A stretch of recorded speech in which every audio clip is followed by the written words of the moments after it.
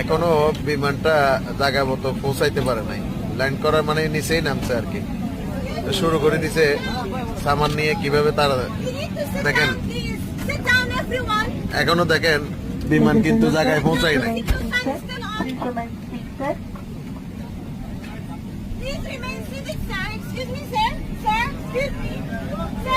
এদেরকে কোনোদিনও জীবনে কথাই হবে না।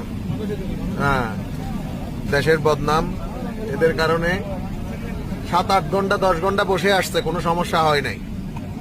বিমান এখনো রানিং আছে, দেখেন বিমান এখনো রানিং আছে, দেখেন চলন্ত অবস্থায় এরা বক্স খুলে ফেলতেছে।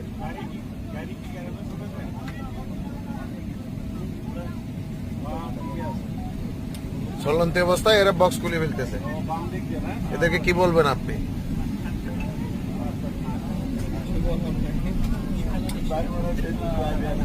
জীবনে শিক্ষা হবে না আমাদের, আরেকজনের কথা না শুনলে আমাদের শিক্ষা হয় না।